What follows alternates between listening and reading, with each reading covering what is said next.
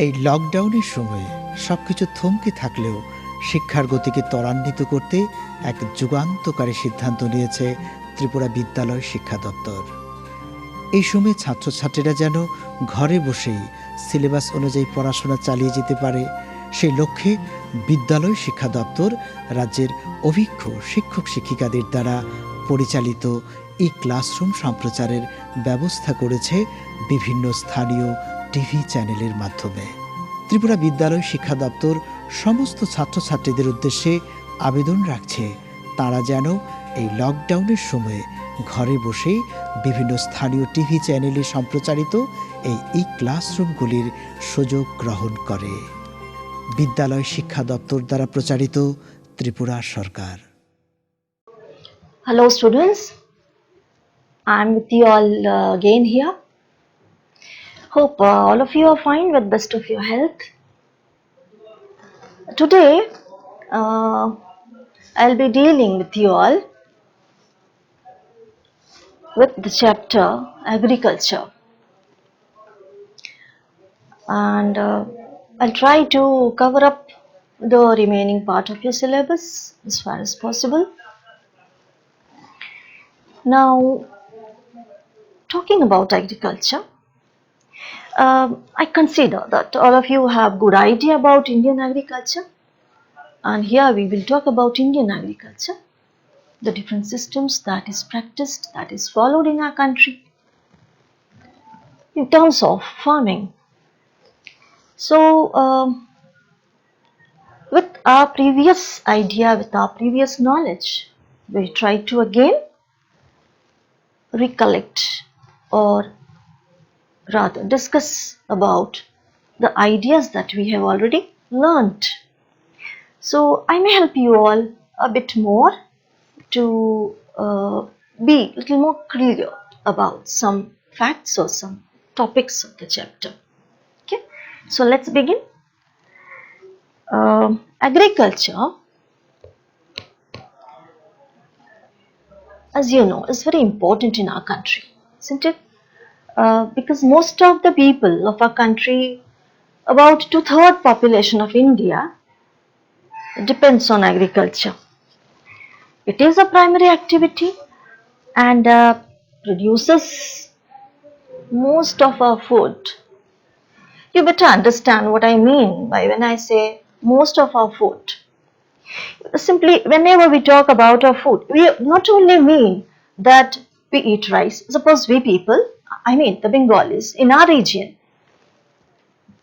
we eat mostly rice. Not only the Bengalis, in this entire region, even in the northeast, even in the eastern region of India, the staple food crop is rice or paddy, whatever you say, isn't it? So I do not mean, when I say food, it's our main food. So then we do not only mean the rice or elsewhere if it is wheat. Then, so when I say that, I mean different other forms of food also, other than we not only eat rice or wheat in the form of main food of ours, isn't it? Other than rice and chapati that is made from wheat, we also eat a good number of other food. Why not biscuits? Why not pastries? Your Maggi that you are very much fond of. So even if we name those food products which we consume as snacks, then also if you just think that how are these made? What is a biscuit made up of? What is a pastry made up of, or what is Maggi made up of? Then again, when you look behind, again then these things come. So you know very well that a biscuit is even made up of wheat flour. Even Maggi, as I have said, it is also made up of wheat flour, isn't it?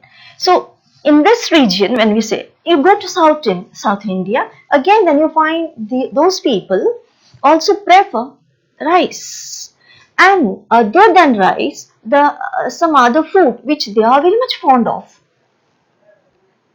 Some other food that they are very much fond of are also again then idli, dosa. So then what is idli made up of? Again the rice flour. So again the same thing comes. Even dosa is made up of rice flour mixed with some pulses, isn't it? So then we look around and then okay, we talk about the staple food of North India, Western India even. So in North India, the staple food of people is wheat. They eat chapati mostly. So then again it comes, isn't it? So even when we say that our main food, staple food is rice and wheat, so it is nowhere wrong. It's very much true. Whatever is the form, but the main food grains are this two, rice and wheat, isn't it? So it's a primary activity which produces most of our food, even vegetables, then fruits. These are also got from agriculture, isn't it? Now, besides food grains, agriculture also produces or some other products are also got through agriculture, which serve as raw materials for different industries.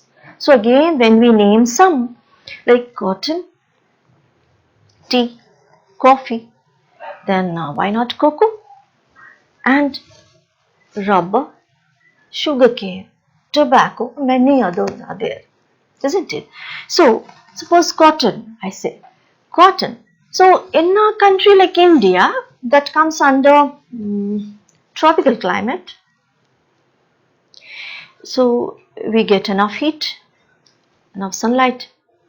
So in such a country, in a country having such a climatic structure, the fiber that suits the most to the Indians is cotton. So where is cotton? The materials, the garments that we put on made out of cotton. So that is again cultivated from the fields, from the cotton fields, isn't it? So again when it comes, we are putting on the dress materials that is also cultivated in the fields. That also is a part of agriculture, right? Then we are very much fond of, Indians are very much fond of having tea. So as a beverage crop, we mention tea, coffee, right? The dominant ones I say. So then again, tea comes from the tea estates. Tea plants are grown, tea leaves are collected, these are dried out, and after processing, they are turned into tea, maybe in the form of dust or leaf, whatever, as people prefer. So then again, this tea is also a part of the agriculture. You must have seen, even in our state we have so many tea estates, isn't it?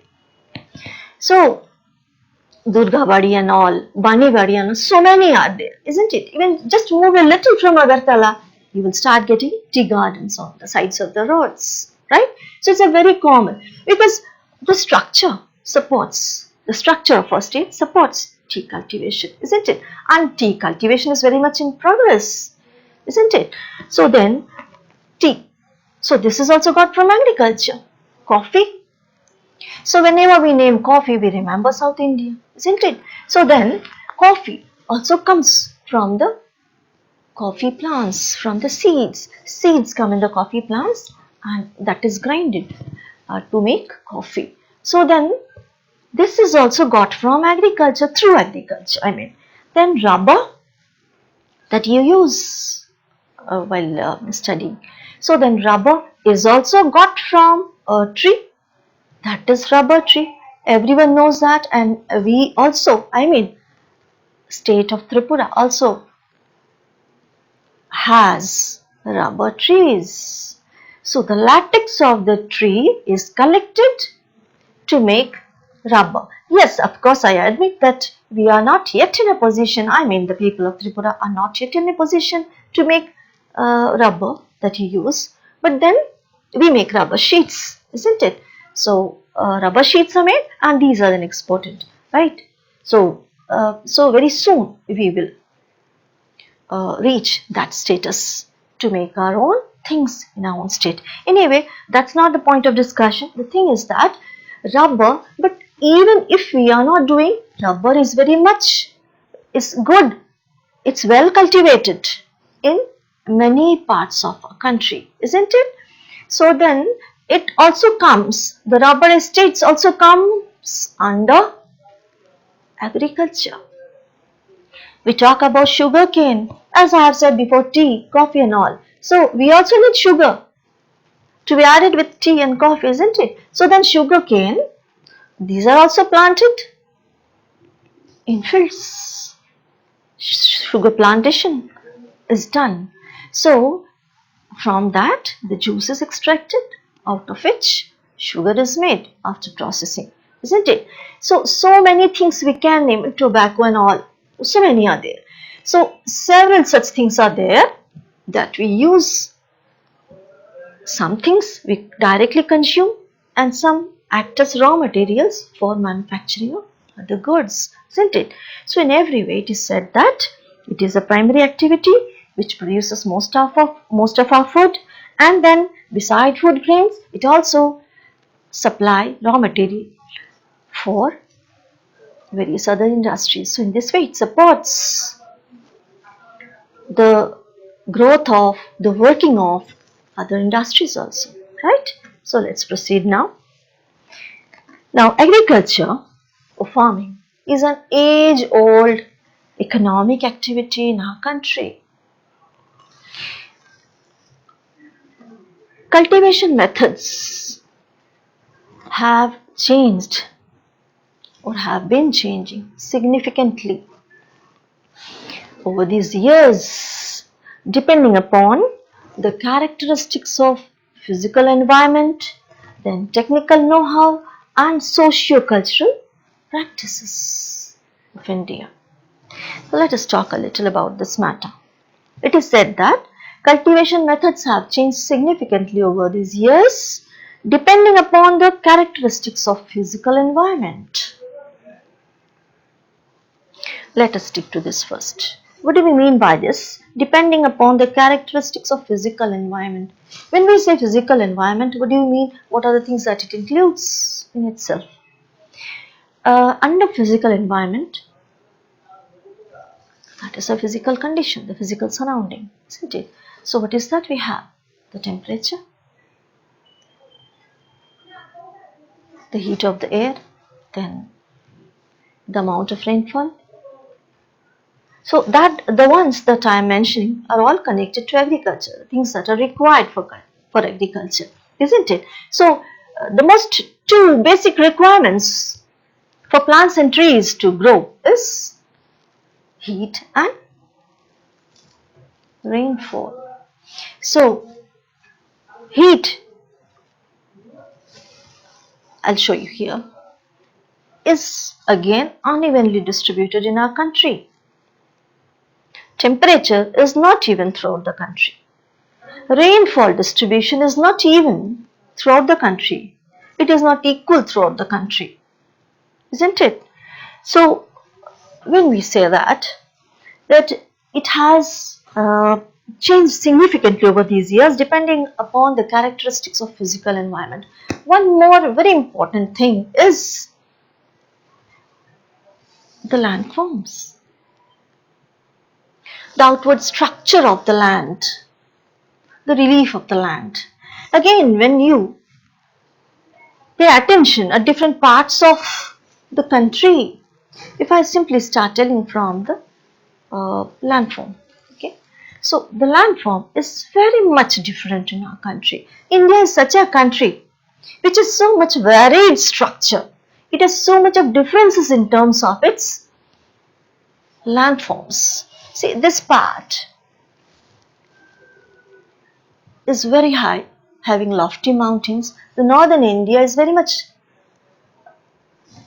situated at higher altitude, isn't it? It is situated at great heights, having very lofty, very high mountains.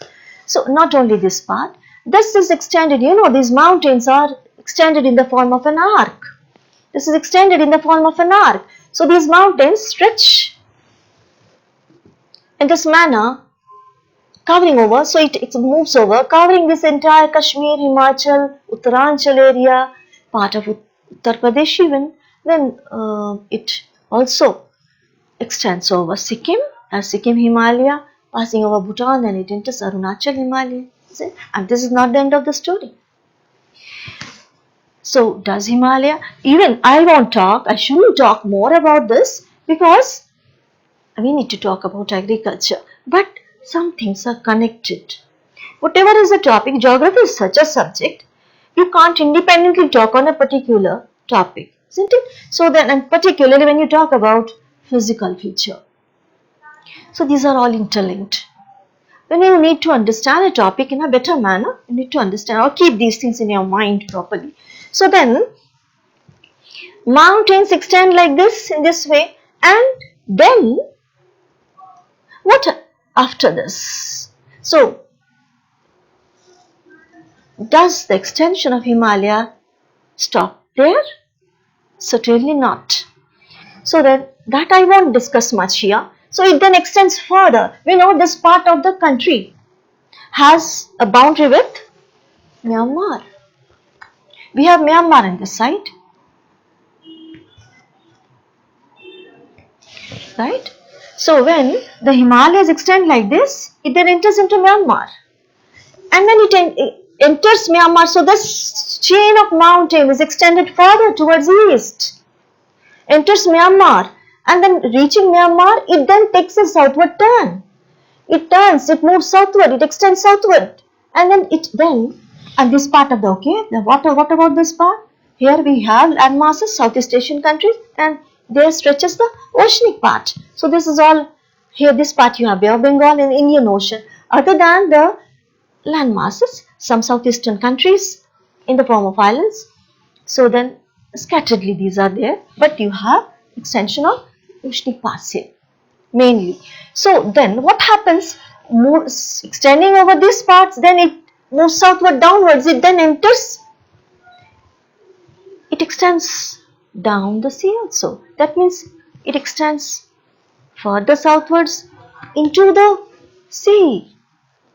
It extends over the seabed. So that is not visible to us because it remains underwater. Okay. So then I won't proceed there. I simply wanted to tell you all that. When the mountains extend like this, when the mountains all extend like this, here what about this part? We have scattered mountains all over the northeastern regions. This is to be kept in mind. These are all the mountain parts, okay? These are all the mountain parts. But other than these chains of mountains, we have several hills to be situated all over the northeastern region, which are isolated hills, and these are the remnants of the Himalayas extension. As we have over Mizoram, we have Mizo Hills, we have Naga Hills, we have Lushai Hills, we have Garo, Khasi, Jayanti over Meghalaya. Even in our state, you have all north-south extended chains of mountains as Borumura, Atharumura, Langtorai, then Shakhantang, Champuy and all. So then we have so many scattered hills all over these parts. So this is the physiographic structure that exists over this entire region also. Otherwise, why is the northeast called the hilly region? Because scatteredly hills, even if towards the north extends the Himalayan mountains, and in the remaining parts also scattered hills extend. Right? Now, even if we overlook this part, come to the remaining part, when we talk about physical structure of India. So, this is the structure of India in the north or northeast. In the central part also we have the plateau structures, which are not very high. These are not very high as mountains, but these are, because when I say plateau, whenever we say plateau means raised uplands, the tablelands. So these are raised lands, which are raised but not in a slanting manner as the mountains, but they have steep sides. This is the characteristic of a plateau. They will have steep slopes, right? So the plateaus extend all over this part, right? I won't mark here because later on I want to use this as for telling you all about the agriculture system. So then this parts, okay, here simply I tell you that here this parts you have all extensions of plateaus, isn't it? So this central part you have central highlands, uplands. This entire is a plateau structure. This part again you have a triangular landmass that also has a plateau structure. Scatteredly, this some parts of this region also. So these extend like this, having plateau structure. That means these are also having raised lands. So physical, whenever we say physical structure of India, so it differs variedly. These parts have a different structure. Again, see, you have little elevated structure here. What is this part called? This is called the Kathiawar Peninsula. And here also again you have Gir Hills, isn't it, where the Gir forests grow. Again you have Gir Hills here. So several, when we start talking in detail, now there will be many more things that will come up. So then I won't be able to. So I just want to tell you all that physical structure determines agriculture to a great extent. And it is said that it has changed significantly, isn't it? Before, with time people learned several things. Before, in a unanimous way, agriculture was practiced because man did not develop much then. So with time, man learned new things. So now they learned to work with nature according to the availabilities of nature. So when it is seen that this part is very much high, that doesn't support agriculture. We don't have, it is said, we have a common idea that agriculture means we need plain lands. Without plains, agriculture can't be carried on. But even Japan is not having, so very negligible amount of plain land is there in Japan. Japan is almost totally a mountainous country. But rice per yield of rice per hectare is so high in Japan. Yield per hectare of rice is very, very high in Japan. Even having mountainous or rugged structure, they are successfully doing that. So there are several such examples outside India also. But when we talk in India, so we have also learned, or we are learning gradually to work with nature. Even if we have this kind of ruggedness, how can agriculture be carried on? So then man started practicing terrace farming, step farming. This is how these systems came into being. So when I said that, so significantly it has changed over these years depending upon the characteristics of physical environment, then technical know-how, mind it, and socio-cultural practices. So when I said that, so that all these things are applicable here when we cite such examples. So the hills, the mountains do not support agriculture, but man learned to adjust with such ruggedness, with such variations of relief. Even in adverse condition also, man learned. So they made steps all around the hills. So they can make it a little flat. They can make a flattening of area can be done. And this is how they started cultivating. Contour plowing. Contours are done, isn't it? Alright. So then this is how they are doing it. Even in our state, we say that Tripura is a hilly state. Yes, it has several hills I have named short while ago. So that in between the hills, Tripura also grows rice. So how is rice grown then? Agartala is plain. But when you move little away towards north, you start getting the relief higher.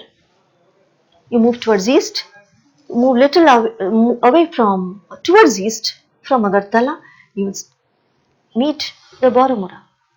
Thereafter, the Atharomura. So it starts getting higher. The relief goes high. But then how do people practice? So in between the hills, valleys are formed. In between the hills, valleys are formed. So these are the valleys. So when people get such valleys, so they clear up this land and they make use of this flattening, this plain structure of the land, this low warped basin. So wherever these are locally called as lungas in our state. This is lunga land. So you will find that lunga lands are cultivated.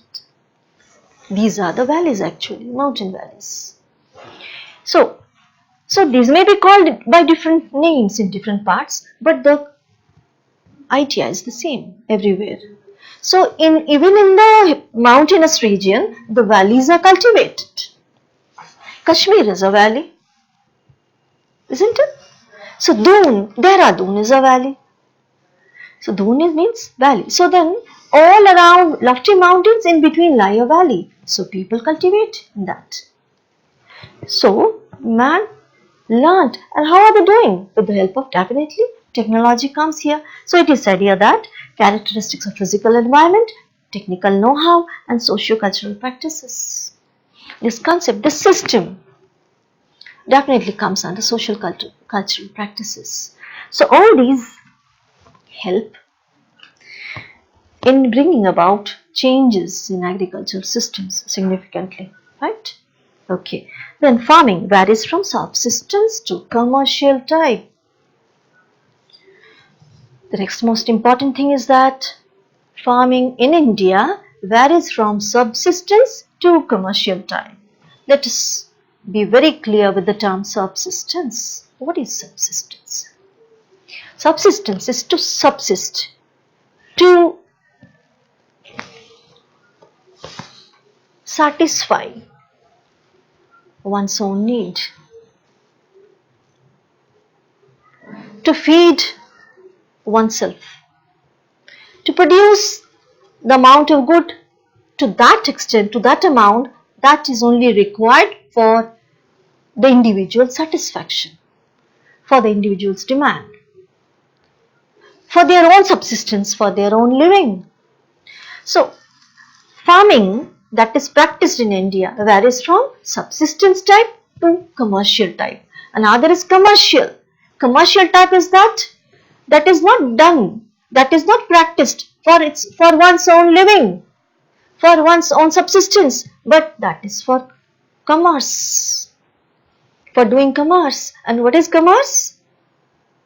Selling others, selling to different lands, earning foreign currency in exchange. Okay, so it is said that when we notice the total farming structure, the total agricultural system, we find that it varies in two ways mainly. One is of course, yes, we have to admit that in most part of the country, because most of the Indians are poor. So most of the farming that is practiced is of subsistence type. That is, they produce for themselves, for their own satisfaction. But the parts, we will talk about that in detail, but some parts are there that have developed relatively and they are taking up modern inputs. So, with the help of modern technology, they are able to develop their agriculture and take it to that extent that they are in a position to produce, to make a boom in the production. So that surplus amount is sold outside and currency, foreign currency is earned, right? So that adds to the GDP of the country, isn't it? So then, keep this in mind that farming varies from subsistence to commercial type. Both type of farming is practiced in India. Then farming systems practiced at present in India are Presently, what we notice is primitive subsistence type of farming, then intensive subsistence type of farming. One is primitive subsistence type of farming, the other is intensive subsistence type of farming, and the third one is commercial farming. Okay. Now, what is primitive subsistence farming? The very word tells you that primitive subsistence type of farming is definitely a primitive method of cultivation. So, it is still practiced, this primitive system of farming is still practiced in few patches of our country, in few parts of our country, on small patches of land with the help of primitive tools like you call it hoe, then sickle, digging sticks and all, and family or community members.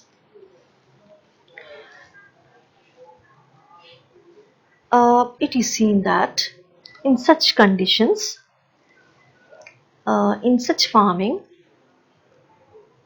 people are very poor. Those who practice this kind of farming are actually very poor. They are not in a position to own their own land.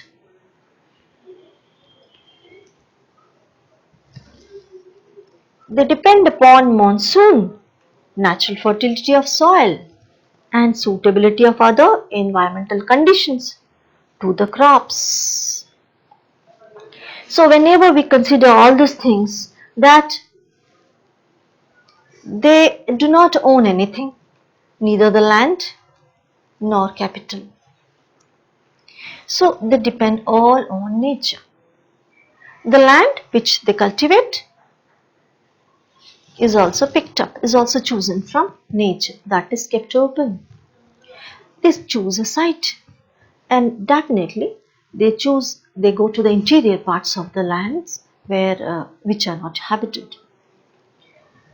So then, which are not inhabited, then they choose a site, and very often these are hillsides. Then what is done? They lit fire. They first of all cut the trees. This type of farming is also called as slash and burn cultivation or farming. So slash and burn means, first of all, they cut the trees, plants and trees, they clear the forests, lit fire, everything is burnt. Now the land is open, clear for cultivation. Here, one thing we should keep in mind, that when the plants and trees are burnt, they turn into ash. So these ashes are also added.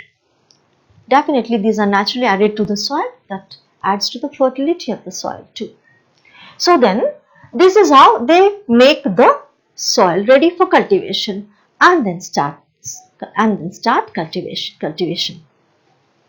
So they only depend on the fertility of the soil, as I've said, because they do not have any capital to invest for the cultivation. So whatever is got from the soil, whatever fertility is there in the soil, accordingly the output comes. And for supplying water, no irrigation system, only depend on natural rainfall.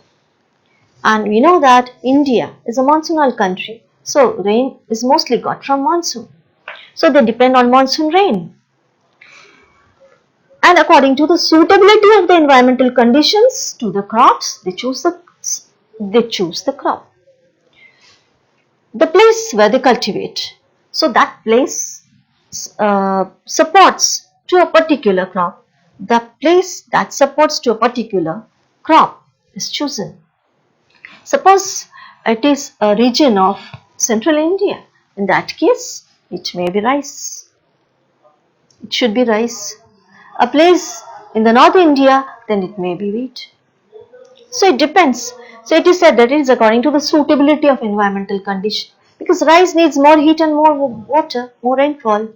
So rainfall is not got again evenly throughout the country. So they choose the crop according to the environmental condition. Okay, even soil structure. So this is how it is done. So it is called slash and burn agriculture. They practice this agriculture for hardly 2-3 years. That means in the same land they practice slash and burn agriculture continuously for 2-3 years. Thereafter, in the third year, what will happen? With time, the production amount would go on decreasing because no additional input occurs there. No fertilizer is added with the soil. So after extracting these minerals, after cropping, they gradually grow infertile. So the production also decreases. So after the third year, when the production becomes minimum, they abandon the soil, they abandon the land. They leave that land and choose another side. They shift from that land to a different land, choose another side, and the same method, same system is practiced there also. This is because of this shifting of the entire community, this entire group of people to a different land. This system of agriculture is also called as shifting cultivation.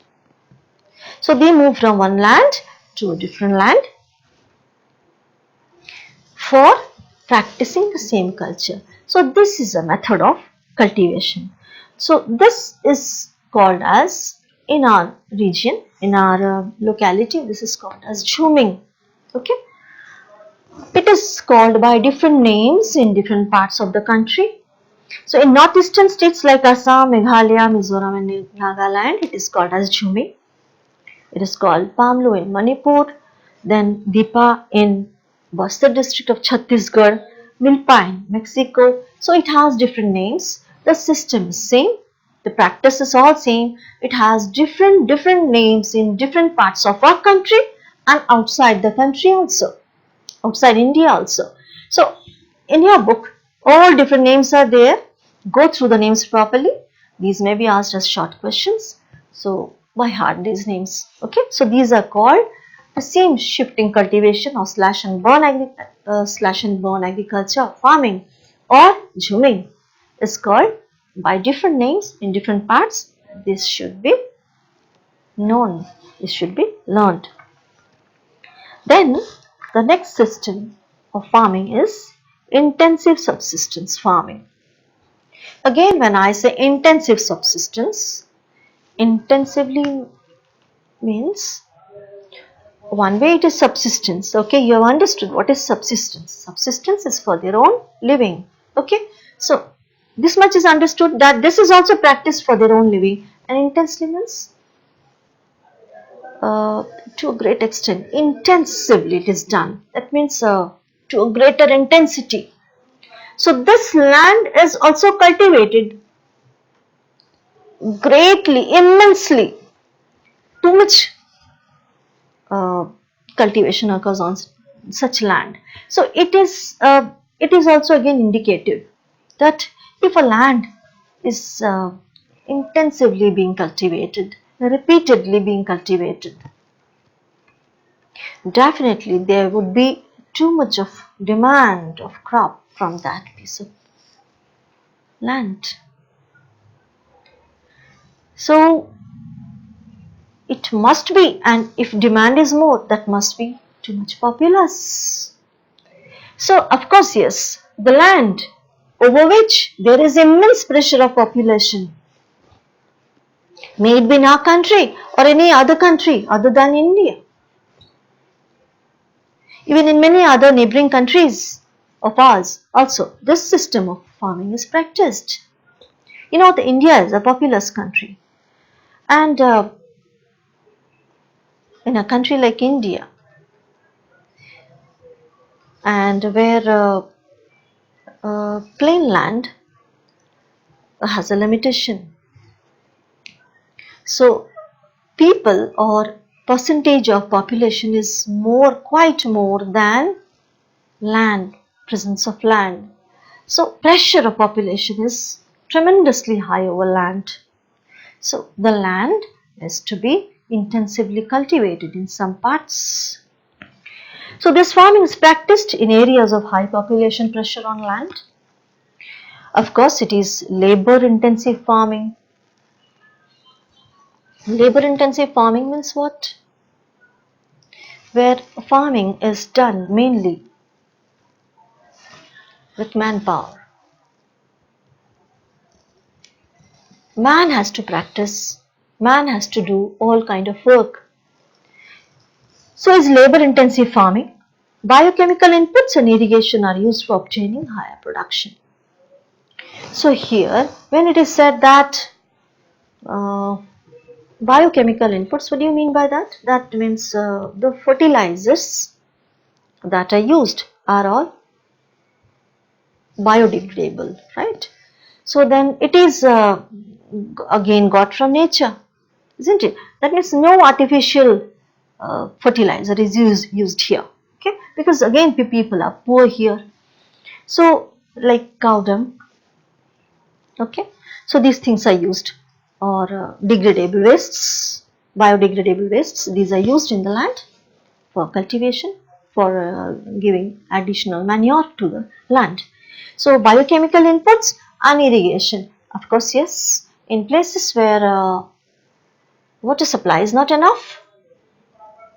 And one more thing we should keep in mind is that India being a monsoonal country, the very nature of monsoon is uh, very much unreliable. Every year it doesn't arrive at the same time, or the span of making rainfall, causing rainfall is also not same every year. Sometimes it lasts longer, sometimes it leaves early, sometimes it comes early, sometimes late. So it's very much erratic, isn't it? Man cannot totally depend on monsoon. Moreover, above all, it is seasonal. Monsoon is seasonal. You will not get monsoon rainfall throughout the year, at times only. And then too, not all parts of the country. There are places that gets immense rainfall from monsoon, and there are places that gets moderate rainfall from monsoon. There are places that even gets 50 centimeter of rainfall only, and places even below 50 centimeter. So differs. As I have said in the beginning that the rainfall is unevenly distributed in the country. So when such is the situation, uh, people people have to depend on irrigation too, other than natural rainfall. Okay, so when the land is to be intensively cultivated, they cannot only, okay, they need to cultivate intensively cultivated. If I straightway tell you that definitely in such cultivation, land is cultivated thrice in a year, 3 times in a year. Normally 2 cultivations occur in a year. But when the pressure of population is much too high, they need more production, but the land amount is same. The land holdings are same. That won't increase. So then they make one more production. So 3 times in a year the production is done. So you can imagine how acute, intense is the pressure of population on that land. The land has to give out more and more production to feed the millions, teeming millions of India. So biochemical inputs in irrigation are used for obtaining higher production. Then right of inheritance, another very important part of Indian agriculture is the right of inheritance, has given rise to the division of land among successive generations and has led to land holding size uneconomical. This is very simple to understand, that the right of inheritance. A father has 4 sons maybe. So the father was a farmer. He owned a piece of land, right? Suppose he owned a piece of land. The father owned a piece of land. He has now 4 sons. Now the right of inheritance says that after the father, all the 4 brothers will inherit the same piece of land. What will they do? What will the father do? He will divide the land into, otherwise they will fight with each other. So they will divide the land into 4 pieces, will give equal distribution to all the 4 sons. So see the situation, what will happen to the piece of land if it is divided into 4 pieces. This is called a land holding. This is another holding. This another. So these are the holdings of land. Before it was a single holding. Now it is divided into 4 parts. It has 4 holdings. The holdings, with this right of inheritance, the holdings of land go on getting smaller and smaller. What will happen to each son? After they also get a son, they also get 2, 3, 4, 5 children. They will also have son. What will have? So then, this is what is happening in Indian system, Indian culture. So, the right of inheritance has given rise to the division of land among successive generations and has led to land holding size uneconomical. So when a land holding is divided into 4 such small holdings, shall we say that each such small piece of land is economical for production? Is economic for production? Certainly not. So when we say intensively these are cultivated, moreover, see the disadvantages, the more advantages are there connected to this division of land. So when you are dividing a piece of land, just remember you have to keep a piece of land for these borders also, for these boundaries also. So this was a fertile tract of land. So when you make borders, when you divide it into 4 parts, a part of the land comes under the borders. So then after doing this, after making into 4 pieces, a good amount of land goes for borders, for making borders. That remains uncultivated. That doesn't give, we don't get any output from these fertile tract of land, right? So that is also a factor. So this is how they gradually become uneconomical. The farmers continue to take maximum output from the limited land. The farmers continue to take maximum output from the limited land in the absence of alternative source of livelihood. Now, what do the farmers do?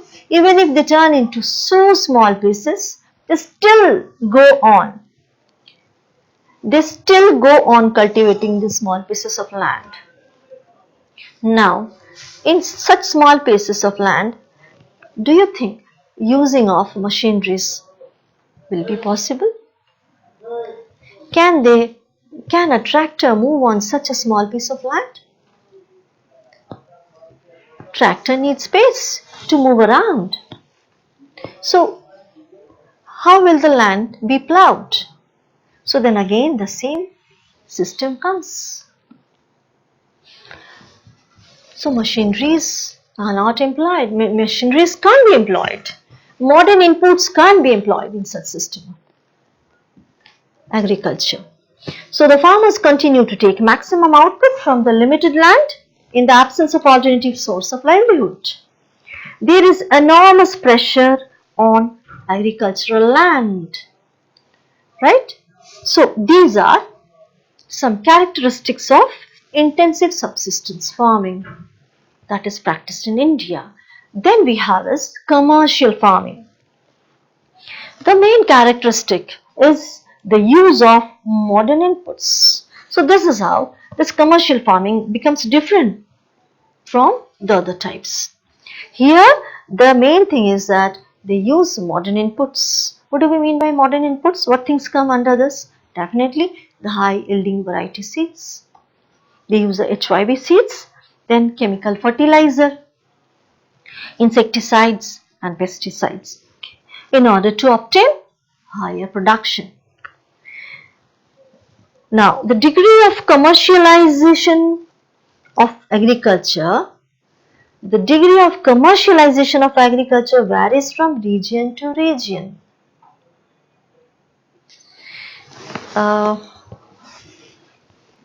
When we say this, that commercialization of agriculture occurs, and with this modern inputs are employed. They use better quality seed, they use chemical fertilizers, insecticides, pesticides for better production. Okay. Then it is said that the degree of commercialization of agriculture varies from region to region. When we talk about commercialization of agriculture, we remember the parts of a country which practice commercial agriculture, isn't it? That where agriculture is done for commerce. So then we definitely remember some tracts of land, right? So here when I tell you all a little about some such tracts of land. Again then it differs from place to place or with crops. So if we talk about wheat first, we know that the major wheat growing belt of India is, although we will read separately about the crops. Now so here only I tell you that Punjab, Haryana, some states like Punjab, Haryana, Western Uttar Pradesh, Rajasthan, part of Rajasthan, northern Rajasthan. So these are some states that are important in terms of wheat production. Okay. So several factors are there behind the success of wheat production that we will talk later. So here only what I mean to tell you is that the degree of commercialization of agriculture varies from region to region. It is said that when wheat has become a commercial crop over this region, wheat is grown elsewhere also. Wheat is grown elsewhere also. In different parts, in many other parts of country, wheat is grown. Even in some parts of South India also wheat is grown. But this is the most important crop. So when I say that, if wheat has become a commercial crop here, that doesn't mean that wheat is commercial crop for the whole country. It is not that. Wheat is a commercial crop for Punjab and Haryana or for Uttar Pradesh. Whereas a very adjacent state, Madhya Pradesh also produces wheat. But wheat is not a commercial crop in Madhya Pradesh. Do you get me? So, wheat is a commercial crop of Punjab and Haryana. Again you see, I cite you another example. Recently, Punjab, Haryana is also growing fast in terms of rice production also. They are also producing good amount of rice. But you know that the people of this region, the entire North India, not only Punjab, Haryana, the entire Kashmir, Himachal and all this entire region, northern region, people mostly eat chapatis that is made out of wheat. So they consume wheat more than rice. So wheat is their staple food crop, right? They grow wheat, they grow rice too. But the rice they grow is not consumed wholly. So they sell the surplus amount of wheat as well as rice. So then here rice is a commercial crop even. Rice is a commercial crop for Punjab and Haryana because they do not consume much of rice. And whereas Odisha, another state, Odisha, here it is situated, Odisha is a state that also produces good amount of rice. You know that it is one of the leading producers of rice in India, isn't it? When we talk about rice, we remember Uttar Pradesh, Odisha, West Bengal, isn't it? So this is a very important rice producing state, but in spite of its enormous production of rice, it is not a commercial crop for Odisha because people in Odisha consume rice the most. For them, rice is the staple crop. So when it is said that the degree of commercialization varies from region to region. So as rice is a commercial crop in Punjab, Haryana, whereas the rice in Odisha is subsistence crop. It is not a commercial crop, isn't it? Now plantation is also a type of commercial farming. When we talk about commercial farming, the plantation crop is also a type of commercial farming. It also comes under that.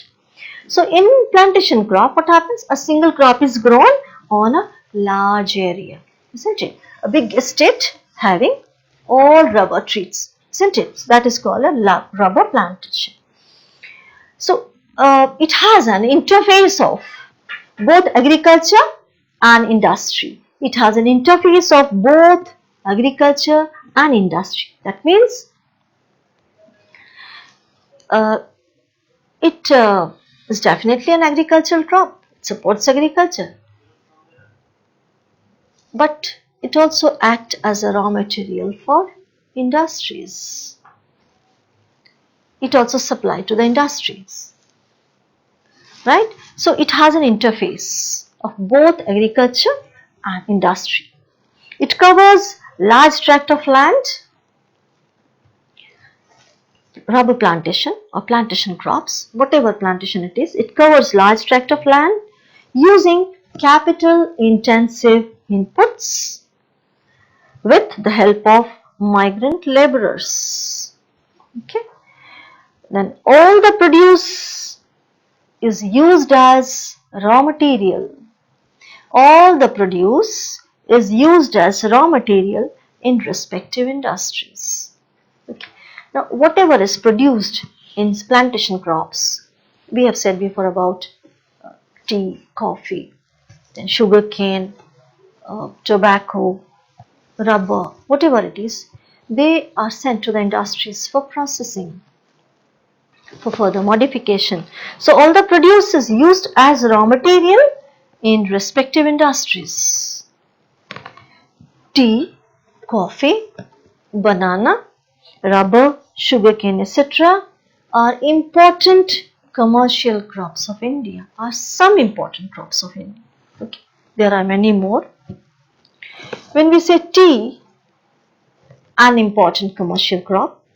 So tea, we remember tea of Assam, tea in Assam and North Bengal, and coffee in Karnataka are important. So since the production is mainly for market, a well-developed network of transport and communication is a basic criteria, is a very basic need of commercial crop. So these are to be sent to the industries for processing. So well-developed, well-connected, they should be well connection between the plantation areas and the factories. So there should be good network of roadways and communication system. And then processing industries and markets are so very essential. These are to be sent to the markets. There should be nearby locality of markets, right? So these are some requirements or characteristics of commercial farming. So this much for today. In my next class, I'll be talking to you all about cropping pattern or the remaining part of the chapter. Okay, bye for now. এই লকডাউনের সময়ে সবকিছু থমকে থাকলেও শিক্ষার গতিকে ত্বরান্বিত করতে এক যুগান্তকারী সিদ্ধান্ত নিয়েছে ত্রিপুরা বিদ্যালয় শিক্ষা দপ্তর। এই সময় ছাত্রছাত্রীরা যেন ঘরে বসেই সিলেবাস অনুযায়ী পড়াশোনা চালিয়ে যেতে পারে, সেই লক্ষ্যে বিদ্যালয় শিক্ষা দপ্তর রাজ্যের অভিজ্ঞ শিক্ষক শিক্ষিকাদের দ্বারা পরিচালিত এই ক্লাসরুম সম্প্রচারের ব্যবস্থা করেছে বিভিন্ন স্থানীয় টিভি চ্যানেলের মাধ্যমে। ত্রিপুরা বিদ্যালয় শিক্ষা দপ্তর সমস্ত ছাত্রছাত্রীদের উদ্দেশ্যে আবেদন রাখছে তারা যেন এই লকডাউনের সময়ে ঘরে বসেই বিভিন্ন স্থানীয় টিভি চ্যানেলে সম্প্রচারিত এই ক্লাসরুমগুলির সুযোগ গ্রহণ করে। বিদ্যালয় শিক্ষা দপ্তর দ্বারা প্রচারিত, ত্রিপুরা সরকার।